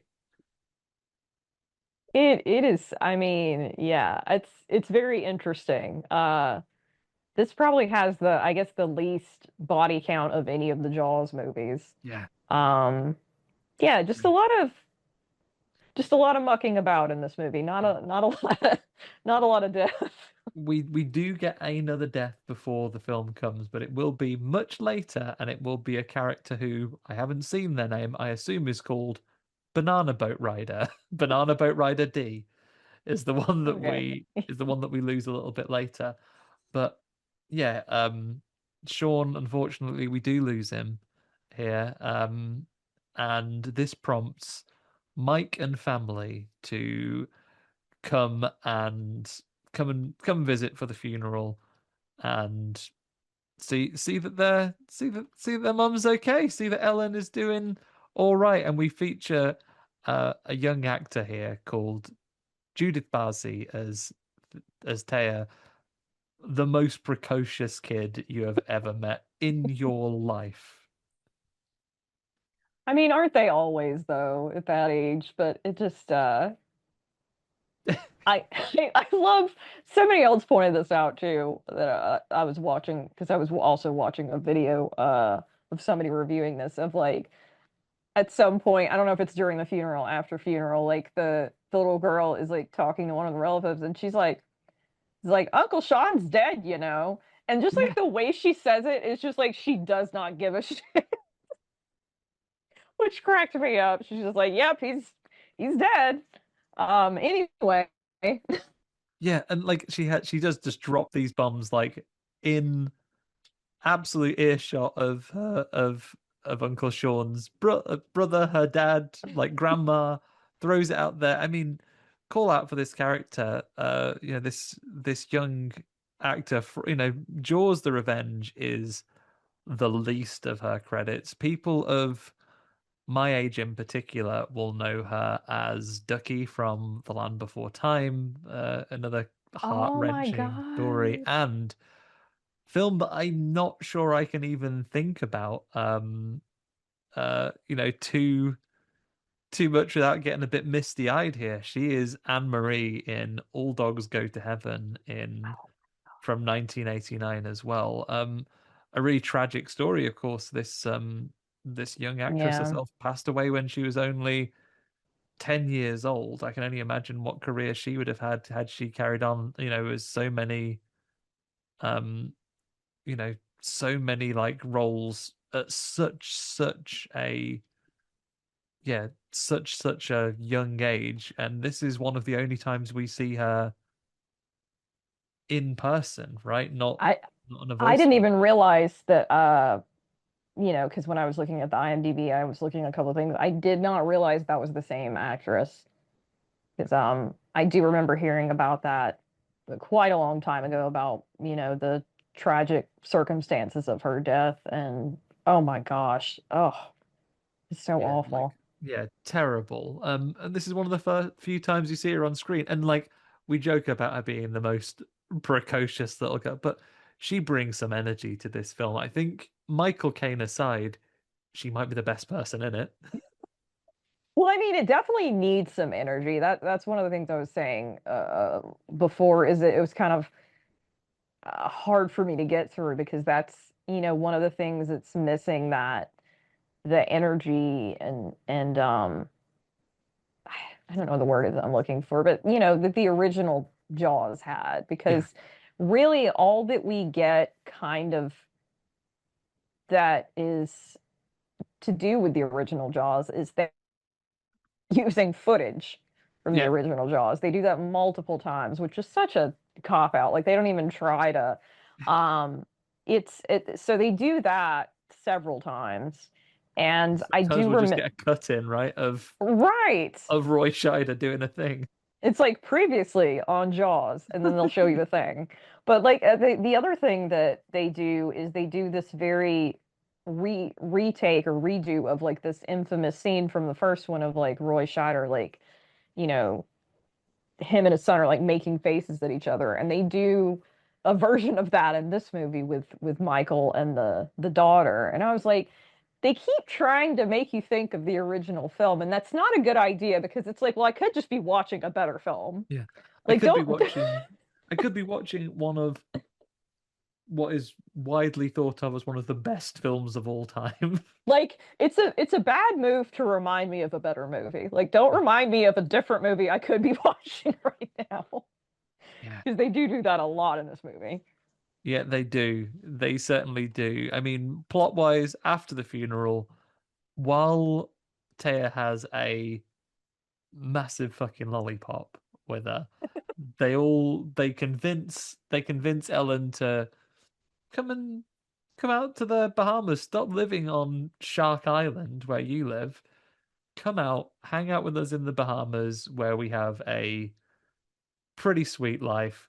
It's too hot for sharks. They don't even like it here. So just come out. I mean, it is fairly unreasonable. Ellen's like, I want you to quit your job. No more work. And it's like, I'm a marine biologist. Do you realize Right. how significantly I will have to retrain Right. if I want a job with no water anymore? It's like that is my career. I can't just leave that.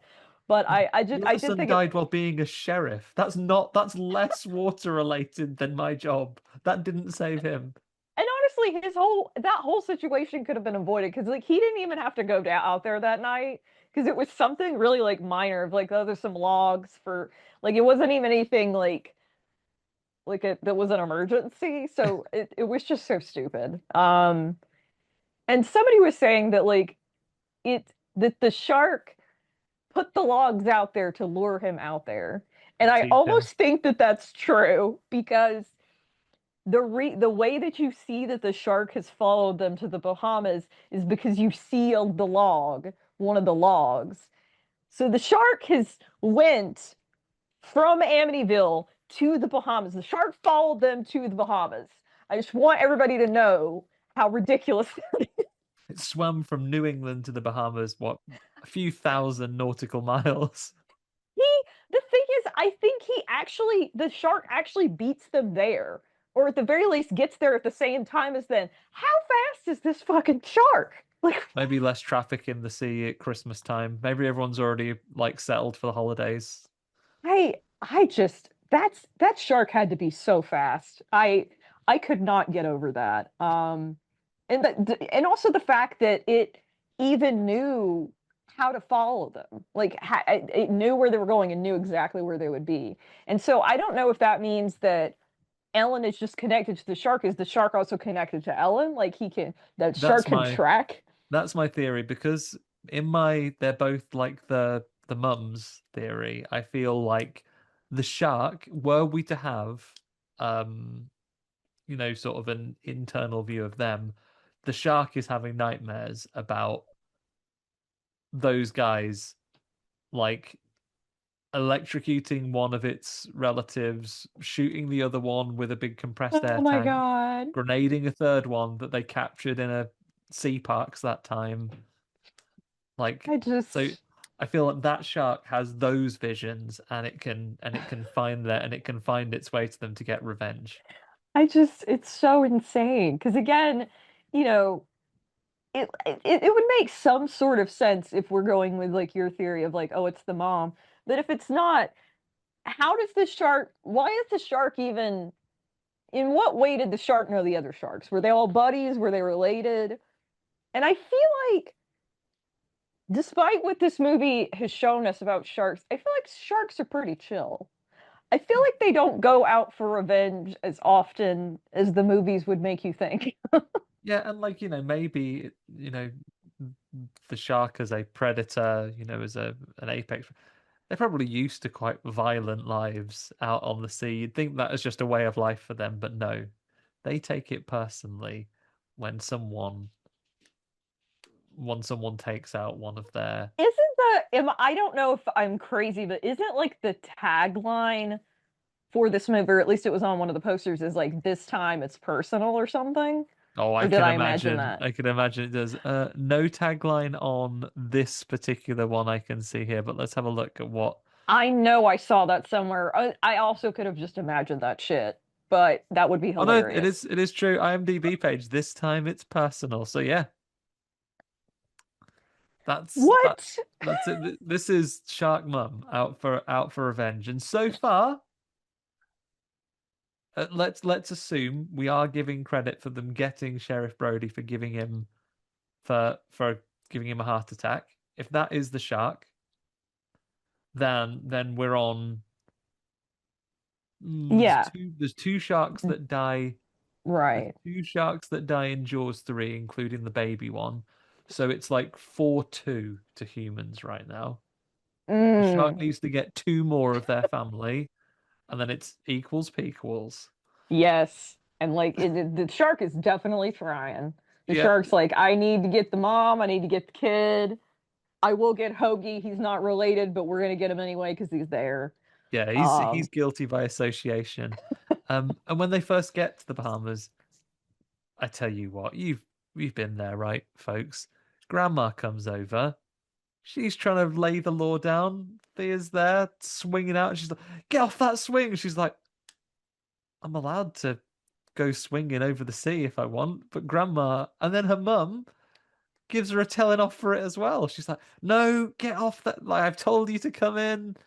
It is wild. All of a sudden, I bet she's really regretting inviting Grandma to come and stay with them right, because she's having nightmares that she's swimming out in the sea and getting got by a shark because we are. They know we want a horror film here, so we are going to have some more shark attacks to kind of keep our appetites nice and whetted. right. But they will be in dreams when no one actually Right. dies. That's another complaint I had is like they do that, anything that a moment that could be like intense or something, it's like, oh, it was a dream. Yeah, And I hate when really any media does that, but like, yeah, that's the one thing is anything that exciting that actually happens is either so incredibly stupid, it's shots like scenes from the original movie, or it's taking place in dream sequences. it's not actually happening. So it's like, what? Michael, yeah, so Michael is out there. He's investigating with his snails with his friend Jake, played by Mario von Peebles. I like Jake, but he doesn't like. He knows Michael really well. He knows that his brother has just been killed by a shark, and he's really harshing him for not looking at the snails fast enough. Right. And he Yeah, I noticed that too. I was like, man, what an asshole thing to he comes say. back up and says, "Oh, great! Now we're working on Christmas Eve because you're behind schedule." Yeah, because I was attending my brother's funeral after his untimely death. Sorry, my brother died. I'm sorry. Sorry, my Like, brother got killed by a shark. like, wow. Yeah. Goodness. And also, maybe just don't work on Christmas Eve then. Maybe say, oh, sorry, one of my chief crew members' brother got eaten by a shark. We'll pick this up Right. in the new Again, year. this was not an emergent, like they didn't have to do it right then. Like you can put some stuff off. Yeah. It's not You that can tag serious. those snails. Snails famously don't go many places very fast. You had plenty of time. They Yeah. weren't gonna move. You could go and do this, but we have an extended couple of scenes with them doing their work. We have a lovely Christmas Day scene with them getting their presents up together. The other thing we need to address in this movie, one, yes, Christmas movie. Michael Caine is showing Ellen a good time. We see Michael sort of watching them through the binoculars, having a conversation from the beach. There is a lot of tea party content. Thea and Ellen have a lot of tea parties as we go along. The adults in this film, Michael Caine and Ellen included, everyone's super horny in this film.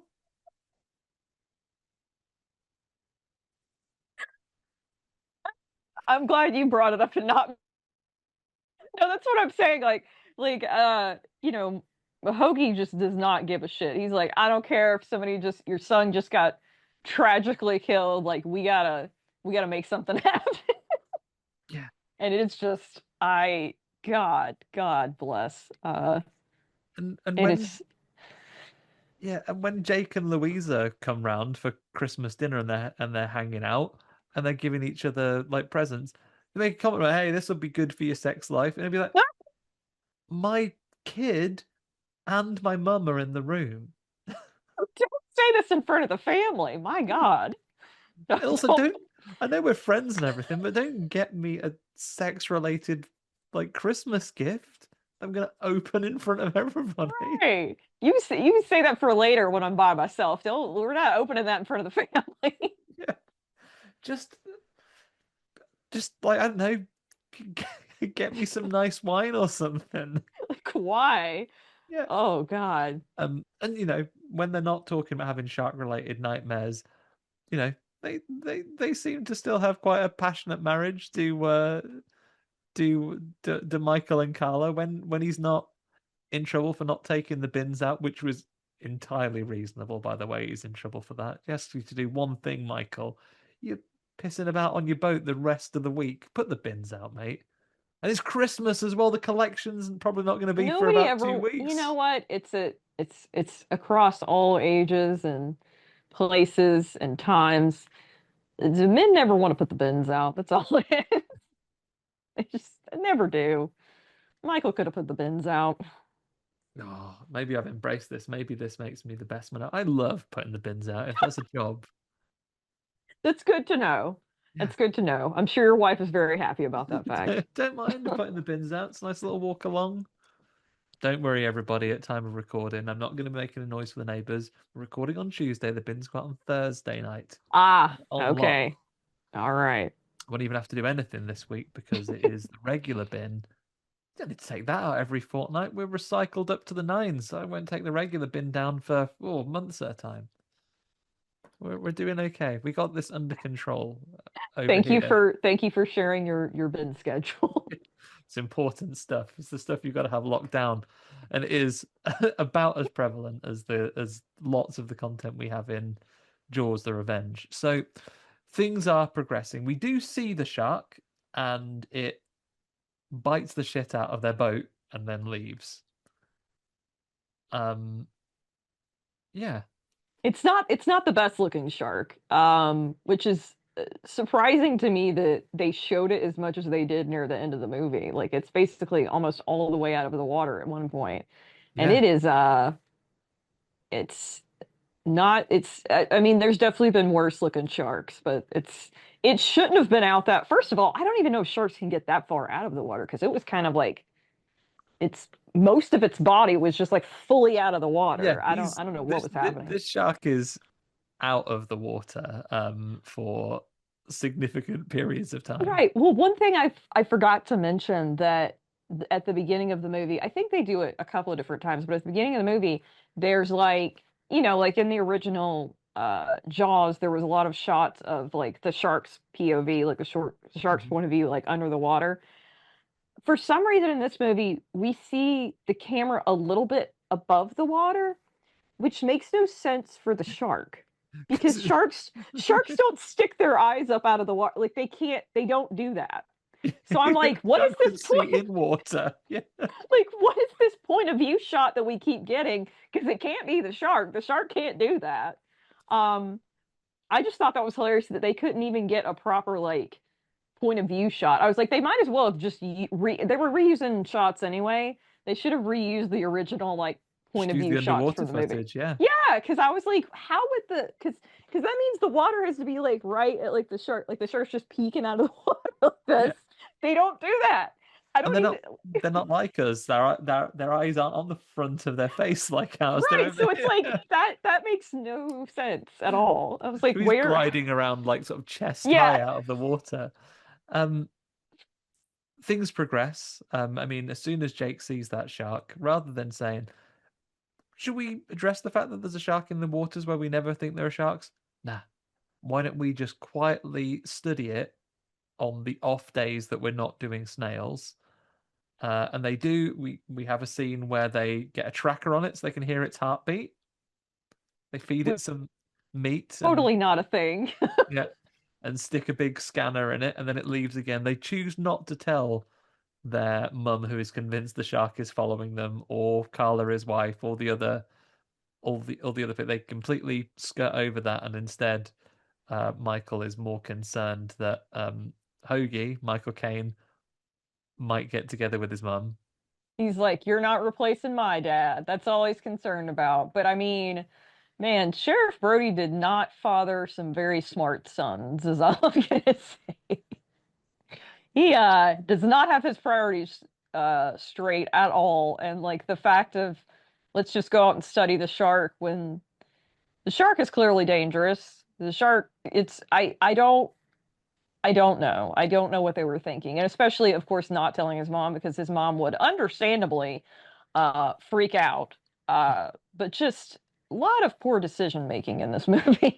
Every conversation she has with him is, maybe on her side it's steering the conversation away from him, for her son thinking that Michael Caine isn't good enough for her, which he Mm. is.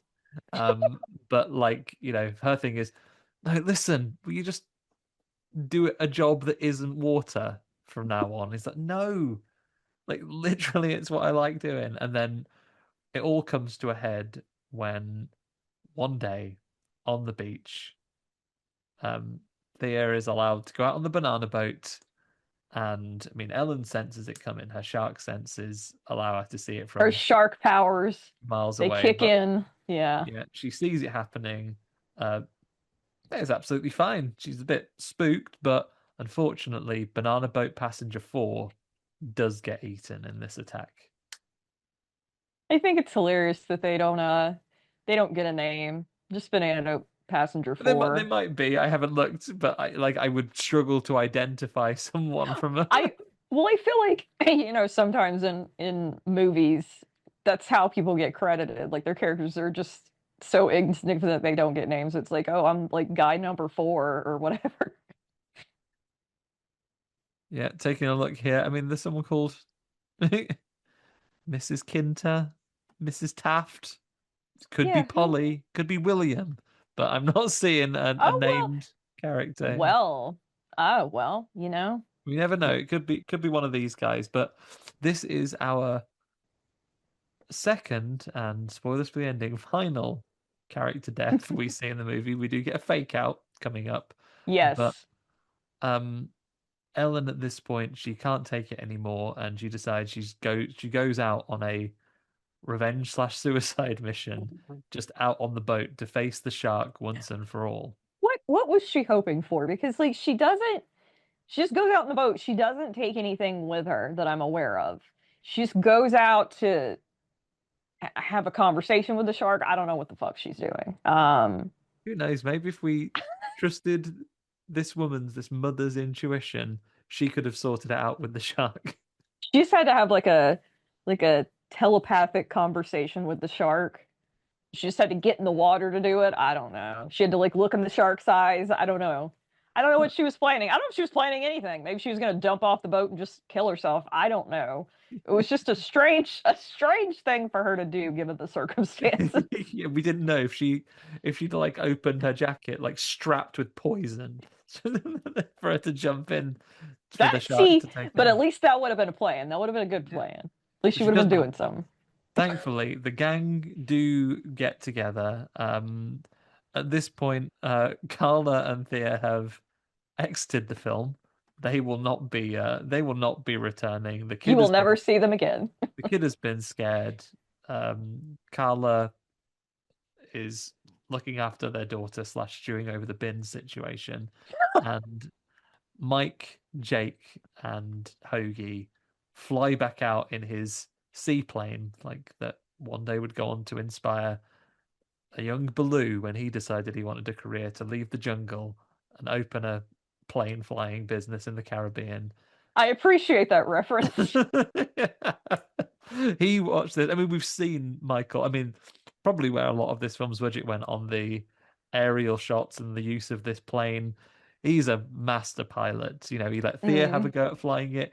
He does an incredibly dangerous joyride with Ellen where he's flying right. like meters from the sea earlier on. He flies out, they see Ellen out on the boat, and as they land, they basically dump the plane into the sea while the propellers are still spinning.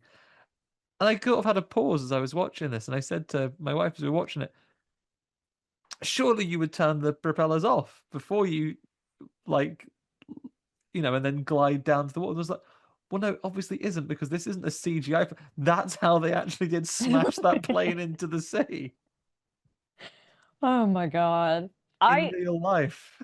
I just I well, I don't want to get ahead of you. I was gonna say I'll wait till you get to that part. We're not to that part yet. We're almost there. Oh, we're close enough. And then we get there. The other two swim to the ship. We think Michael Caine is going to have been got because Jaws the Revenge bites his plane, but he escapes and like basically he just got out the other door and he I swims to the boat. I will say this is what I was gonna say that when the shark is like attacking the seaplane and you think like Michael Caine's gonna get eaten. I don't know if it was the fact that it was Michael Caine saying it or just like his way of like saying this line, but there's this very cool part that made me laugh my ass off, which was him turning around going, "Oh shit," and getting off the plane. And I don't know why it cracked me the hell up because it didn't even. I don't know if it was just because it was him saying it or just the fact that it almost read more of like annoyance than fear. He's just like, ah, shit, like the damn plane. Like he doesn't seem like he's really afraid. But that was worth the watching the whole movie just for that part right there. Price of admission for that one Right. straight away. That is worth it. Yeah, so Michael Caine escapes his fate, and now we have our four musketeers ready to do the final battle with the shark. His heart sensor is going. Um, the boat's being attacked. It's being damaged because they have gone with zero plan. They really have. I mean, it was bad enough that Ellen didn't have a plan. But then all of them coming to supposedly help her, they also had no plan. So just everybody's there, there's no plan. Like, And what are we there are doing? no figures of authority at all. At all. No one's called the police, or I imagine, I've not been to the Bahamas myself. I imagine, given their island nature and their proximity to water, the authorities there are quite used to doing lots of stuff out on the ocean, I rescuing mean, people all the time. they really should have thought of something ahead of time because they did nothing to plan ahead for this at all. So they're just kind of in the worst type of situation in the middle of the water with no help. Nobody knows they're there, I'm assuming. And yeah, it's not good. It's not looking good for anybody. Not looking good. They do have the sharks' non-existent heart scanner, like the sort of aliens motion tracker, so they can tell when it's coming near. But This that doesn't. futuristic technology that still doesn't really exist. Somebody said it was like if you got like an Apple Watch from today because it like monitors his heart rate. Because like they definitely didn't have anything like that back in the day. I don't even know what that is that they're describing. Yeah. Um, but yeah. Yeah, it's not just a radio signal that says where it is. It actively looks at the shark's heartbeat.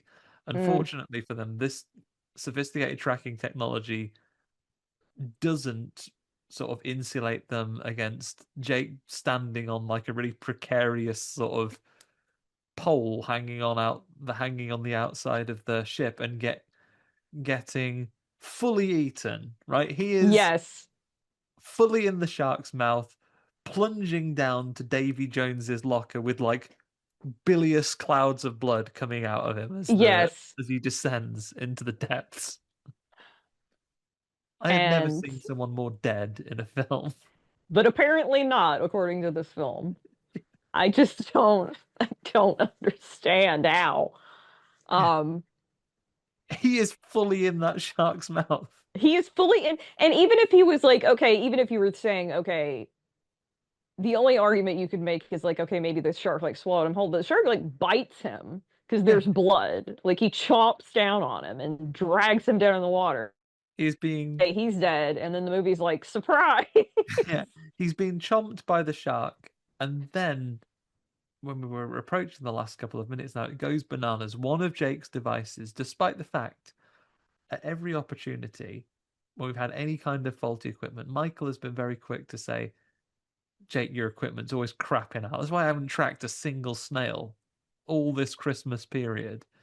Like, these machines are always crapping out. But then all of a sudden, faced with the concept of his death, his confidence in Jake's technology is through because if Jake says this will work, then Oh my it'll God. work. And I have some kind of shark EMP device that will it drives it crazy when I set this thing off. And he sets it off. I guess we're to assume that that is why the shark released Jake, and he is, spoilers, in a minute found alive and well. Not well, I poorly, but I mean, I don't know how he could possibly survive, but my favorite thing, you know, despite like besides him being alive, which is just not plausible at this point, but the fact that the shark just inexplicably explodes. yeah, Why does the shark that explode? I rewound the film and watched it again. I still can't work. So the front of like the not the mast that's up, Right. like the stem of the shot where there would be like a mast head, like the Yes. front. If they had a carved mermaid, it would be here, and it would be on the front of the front of the boat. That gets snapped off to make a sharp point, and then in an ending that would be repeated with giant Ursula in The Little Mermaid years That's later, exactly what it reminded me of. Yeah. they just Ursula Jaws the Revenge with the pointy bit of the ship and it explodes. They just they just stab him and somehow that causes the shark to explode.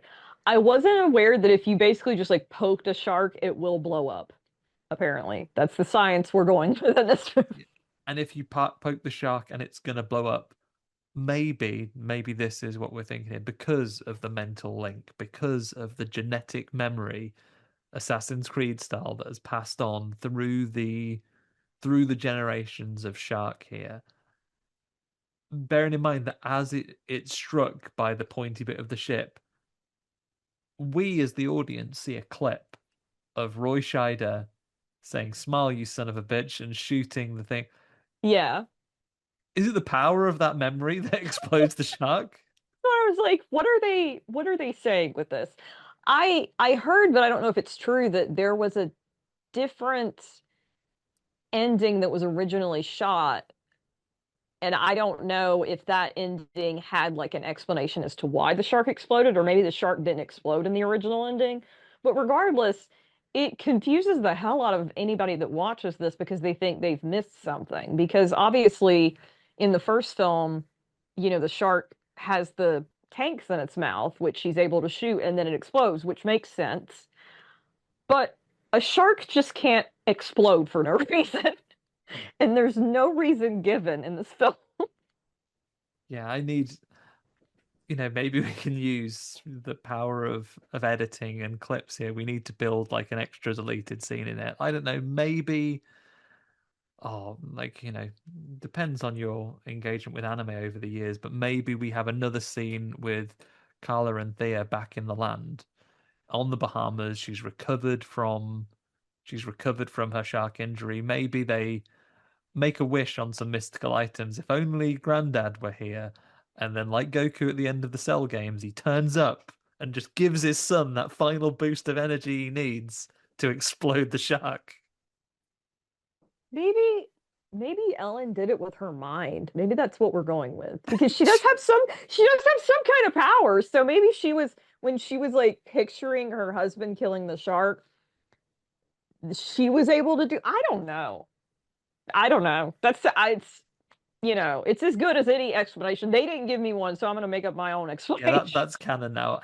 Ellen uses her burgeoning psychic powers She's got some to, kind of psychic connection with a shark. So in theory, she could maybe like carry style, like control stuff, maybe with her powers. So maybe if she concentrates hard enough, and she she can just make thinks some.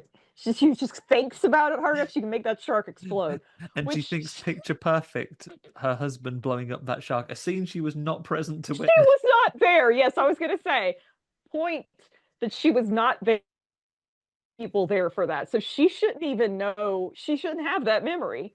Um, it's hilarious. But another thing that I wanted to point out, which again, there's no science behind this at all. When the shark is like poked, stabbed, whatever, the shark makes a noise, like the shark roars, like a fucking dinosaur or something. Sharks don't have vocal cords, so the fact that the shark is just like ah as it's getting stabbed is hysterical to me. Like I'm like, who do the people that wrote this even know how sharks work? Do they even know what a shark is? Because we're just making up all kinds of crazy science for this movie that makes no sense. Maybe it's a unique species. So we've seen great white sharks. This is like a revenge shark, and it has Yeah, different powers. this is a different shark. So this shark explodes. The shark can make noise. This shark can apparently swim slightly above the water. Yeah. It's a crazy new type of shark, I guess. And at unbelievable speed, and is able to sort of Oh, he GPS locate people. he's like a jet powered shark because that shark got there so fast. I mean, that shark, I never seen a shark like that. Yeah, and this is all it now. So their boat is destroyed utterly by the shark explosion. Um, Ellen, Michael, and good old Hoagie find themselves floating in the sea. Only then for Jake to re-emerge, injured, admittedly, but then I guess we are to assume that they, despite having not informed the authorities, are picked up shortly thereafter, rather than they just sort of floated with the wreckage of their doomed boat in the middle of Well, the sea I forever. had always kind of wondered that about the first movie too, of them having to like they're in the middle of the ocean, they have to swim back because there's no boat. And I always kind of worried about, Sheriff Brody and what's his name from the first film having to like swim all the way back because they're just out there on their own. And so I was thinking the same for this movie. I'm like, how the hell are they? Because How the like, hell how they getting back? Yeah, how I are they mean, getting back? I have. It's been many years since I read Jaws, but I'm pretty sure the book ends with that kind of ambiguity. It's like Right. it ends with them. Oh, and Hooper may or may not also be dead by the end. It's been so many years since I read it, but Sheriff Brody's around at the end, Right. and my recollection of the ending is very much him floating in the water with the wreckage of the boat, wondering if the shark is gone or not. Oh my God. Assuming it is, but unable to be entirely sure. So kind of Right. we sort of leave him floating out in the sea, wondering what happens next. But and similar to that, so maybe it's perfect symmetry, but that is the end of Jaws the Revenge. What a movie. What a film. We found out that sharks can roar. We found out that they are high speed and they can go all the way to the Bahamas. They, so many different things happened in this movie, all of them ridiculous. But I mean, it was great fun to rewatch this because just, oh my God. Again, it just kept reminding me of the first Jaws, and I'm like, well, I could be watching that instead. I might have to go back Um, and watch it now as well. because it's such a good film. Um, and then the fact that they just kept using scenes from it and showing me what a good film it was and how crappy this one was just hysterical to me. I'm like, you don't want to show clips of a better movie inside your crappy movie. That's not doing you any favor. Yeah, absolutely not. And I mean, this is a momentous occasion for us. I don't know how many of them, how many things we can actually rubber stamp and say completed. But with you and I, Trish, today talking about Jaws the Revenge, that does put a cap on the official Jaws franchise for us here on Horror Hangout. We have done all of them now. Oh, I did not know that. Stick a bow Fun. on this one. We've done all Yeah. four. Exciting. Then I'll be able to do a lovely little post and dedicated playlist on our channels and everything to show like Oh, how cool. the Yeah, entire Jaws series. I will definitely have to go back and find the episodes where you guys are talking about those because I have not seen just I've only seen bits and pieces of the second one. I've obviously seen the first one. The third one I've seen most of, and it's also just such a silly movie. Yeah, I come for the 3D effects, stay for the This one rotoscope dolphins. is more ridiculous somehow, which is a crazy thing to say, given there's a really crappy CGI, early CGI shark um in the third film, but I think that one's less ridiculous than this one Yeah, somehow. absolutely. This one has peak ridiculousness. Although, as much as I was definitely, I'm going to hold my hands up and say, as I was watching this one, as I was going through, definitely boring at several parts.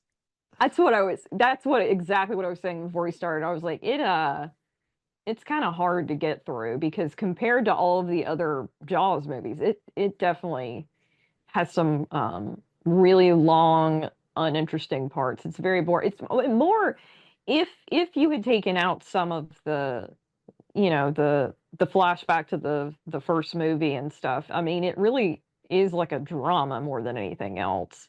If you take out some of the shark stuff, The Hallmark and so Christmas it's special here. yeah, it's like a family drama, which is again not bad, but it's not what people want to see in a Jaws movie. So it's just got these long parts where like nothing interesting is really happening. So yeah, it was Well, a little rough to get through on certain parts. but I've enjoyed talking about it today. Trish, now the only question, well, I have another question for you before we go, but the question of the moment is it's now time for us to rate the movie.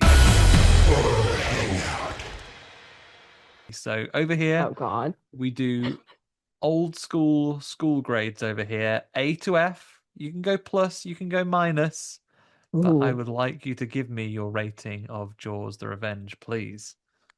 Okay, I'm gonna say D plus. I would say F, but I don't think it's the absolute worst movie I've seen in my life. I've definitely seen worse movies, but just I can't overlook the lack of logic and anything that makes any kind of sense in this movie, and also them reusing all this footage and stuff from the first movie, and just a lot of people making a lot of stupid decisions. So I think I'm gonna go with D plus. That's still a fair score, I think. D's get degrees and all that, but I'm going to go with a D minus over here from Oh, me. I'm not going to go into E territory, which I think is when you get into truly abysmal. I'm going to score it that for some of the same reasons as you, like reusing footage from a much better film is criminal. Um, but and we're going to score that as well for having very little in the way of action in the throughout the course of the movie. But I've enjoyed talking about it. It's still a good laugh. If I was doing, as I periodically do with beloved films like Jaws, if I'm doing a series watch, I don't care it's the worst one. It's getting a running. It's getting showed either way. I'm not gonna nope out halfway through or just, put up with three and then pretend the last one didn't happen. It's part of the story, and I enjoy the ridiculous things about it. I think we can embrace those and make up our own stories about what happened. So still worthy of a movie. I think it might be our biggest stretch towards considering something a horror movie that we've maybe right. ever Yeah. had. And I've done an episode on Congo, so we're fine. Um but yeah, that was I have to hear the episode on Congo now. oh, Tim Curry, another Yes. classic. Oh my God, that movie's insane. Oh, we've had some good times with creature features over the years, but that is our episode on Jaws the Revenge, everybody. Trish, should you wish people to find you online and follow you along with what you're doing, where are the best places to find you? Okay, well, I am on Instagram and I have both a regular account and which is TWill08, and I have an account for my YouTube show, which is the interview show. And it is called Talking with Trish, which again, there is a whole account for it on Instagram, but you can find it on YouTube. I would love people to check out the episode. My, of course, highest, seen episode so far is the one with David Howard Thorne, but I have some really cool guests coming up, which I have announced already on the Instagram page. So if anybody wants to check that out, I would love for them to. I will also keep everybody updated on any kind of other acting stuff that comes up. I try to keep people informed, but there's a lot of stuff I can't like share right now. But Well, we've got the places where they can follow along. Hopefully, lots more exciting stuff to come. Apart from saying thank you to Trish for joining me, of course, I need to thank all of you lot for listening, but also our old mate Taj Easton for our theme music, our friends over at Acast for doing all the technical stuff they do to allow us to appear on your podcast feeds around the world. If you want to get in touch with us, you can find us pretty much everywhere that social media still exists at Horror Hangout Podcast. You can, that includes your Instagrams. That's our main one where we do most of our work. You'll also find us on everywhere else that Ben has been. He's all over the TikToks. You'll find us on Horror Hangout Podcast on YouTube as well, where you can see video versions of this. If you want to give us a little bit of support and help us keep the lights on around here, you can find us on Horror Hangout Podcast on Patreon as well, where we will give you ad-free episodes 24 hours or more in advance of the regular feed releases. Chuck in a very small amount or amount you would not miss, and we will continue bringing you new episodes as we can. Next week, we are talking about one of the hotly anticipated movies this summer, already making huge waves, where it has been seen in previews already. We will be talking about Teenage Sex and Death at Camp Miasma with returning guest, our good friend Becky Sace. So join us again next week for one more regular outing and episode before we kick off September with our Fright Fest bonanza. For now, though, goodbye, everyone. Thanks, Trish. Bye for now. thank you. Bye.